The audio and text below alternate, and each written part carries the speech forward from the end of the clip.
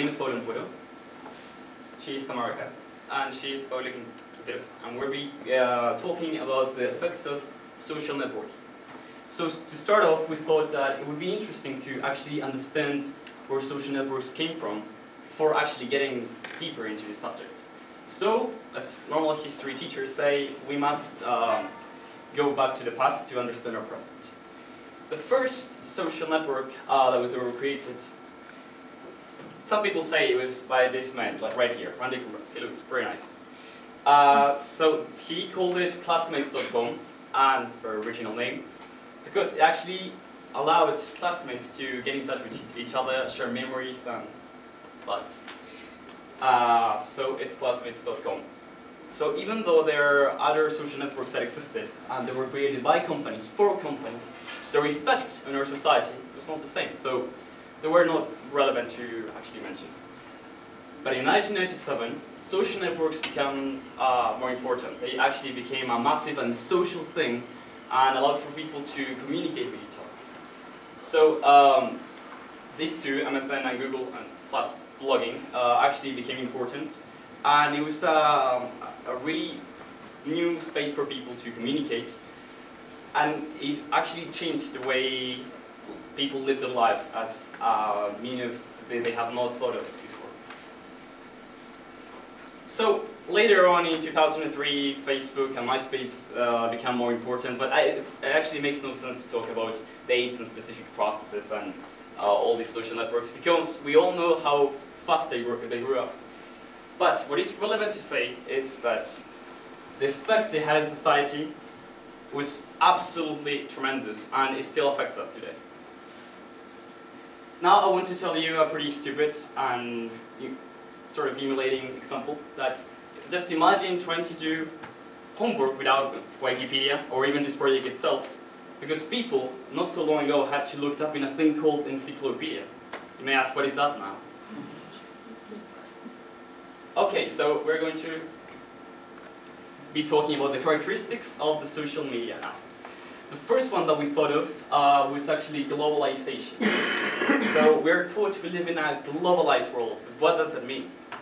Globalization can be described as a shift towards a more interdependent, interconnected world economy.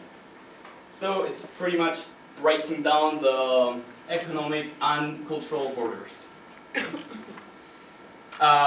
So even though only 1/3 of the actual population has access to the internet, this little billion 1/3 of the world can know almost immediately what is going on in almost every single part of this entire planet. So we can define that actually social media has become a really important source of news and a really possible. Okay, so it allowed people, different people, from different cities, from different continents, to actually communicate in an effortless way. But social media also affected other things like the political world. In some cases, absolutely breaking down the political landscape. So I'm going to explain this through an example we should all be aware of, and it starts in this specific date, the 18th of December 2010, where people in Tunisia, this is called the Arab Spring, in Tunisia, went out to the streets to protest against ill treatment and police corruption. What they did is that they actually succeeded into this movement, and that success spread to other countries, inspiring a numerous amounts of uprising and revolutionary processes. You can see here the Tunisian government being overthrown, and it spread to other countries.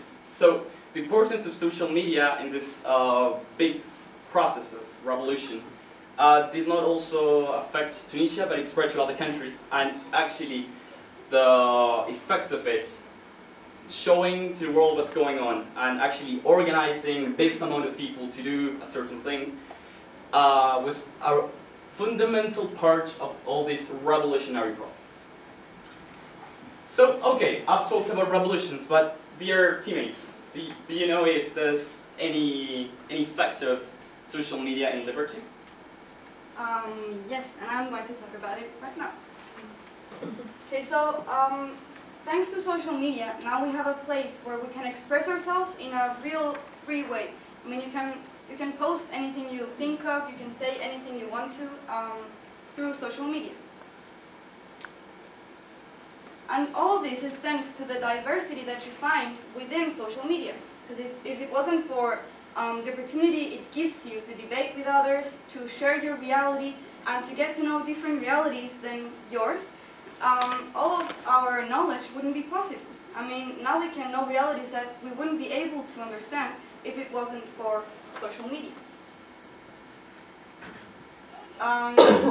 All of this has enabled us, just like the example that my friend Pablo gave you, it has enabled us to have a political awareness. And it's all because of the huge availability of information that you can find in social media. That can be from a very simple thing to real complex subjects. But it has also not only changed our reality, but the reality of small businesses that wouldn't be able to succeed in a world where we have so big companies around us. Because why? Because businesses, small businesses, through the internet are able to interact with their customers, to get feedback from them, and to offer them discounts, and all in a free way. I mean, groups on Facebook where you're promoting dresses or clothes that you want to sell and you're not paying anything at all. But what about artists? How does social media affect artists right now? The thing that social media has given artists is that now they are able to share their creations in a major scale. But this also has consequences, and is that once you put your creation in the web, you have no control over the distribution of it. Someone can take it, copy it, or sell it, or even download it for free. So you have to make a choice if you want your creations to suffer that consequence.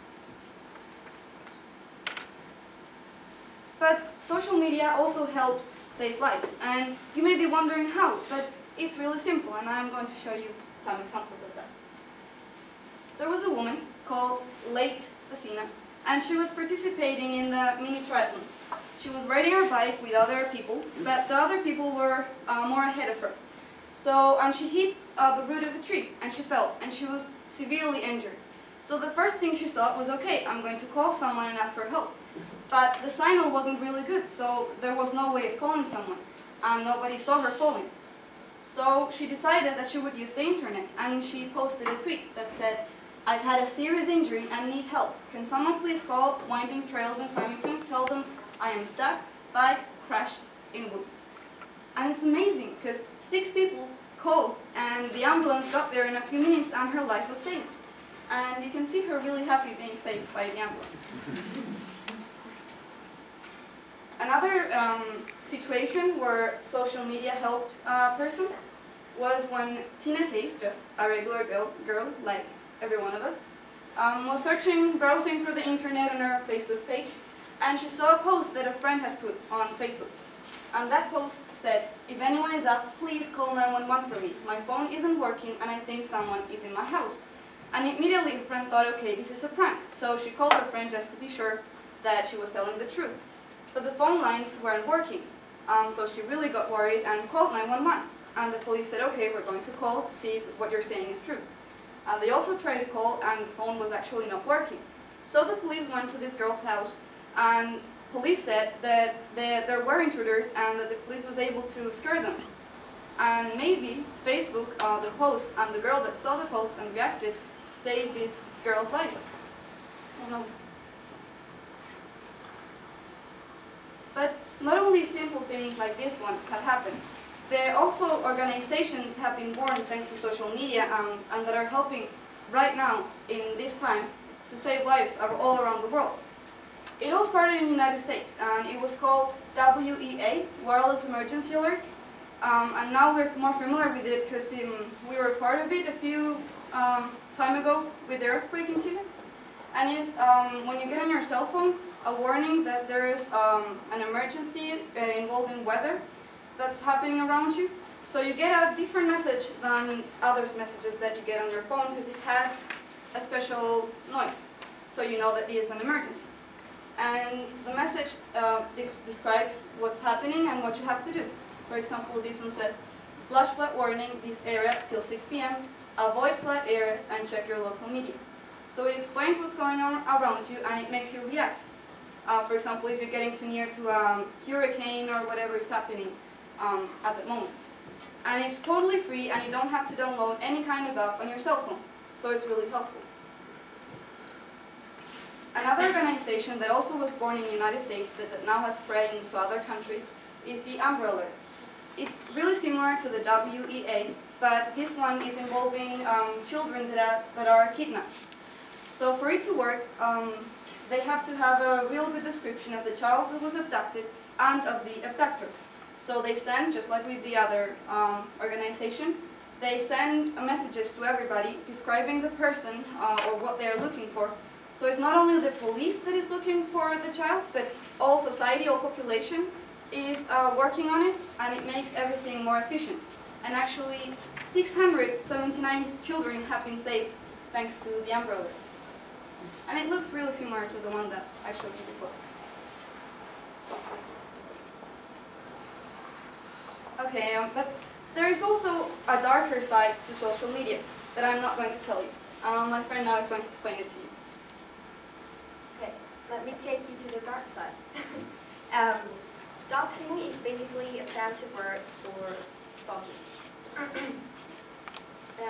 It is all about collecting images of a certain person and searching in the web for their friends' addresses, for example, and mailing them, searching related accounts, and making themselves, portraying themselves as long-lost friends, for example. So the objective of this doxing thing is to find working addresses, phone numbers, so the stalker can use them to hurt the people they're looking for or to steal from them.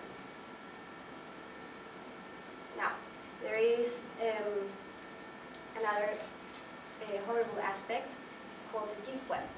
The content we see every day, Facebook, Twitter, Google, is only a surface of the internet.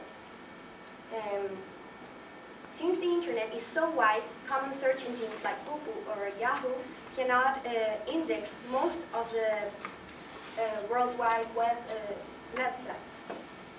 So if you think of the internet as a spider web, search engines can only crawl through specific sites, static sites. So researchers say that most of the pages we see every day are less than 1% of the actual World Wide Web.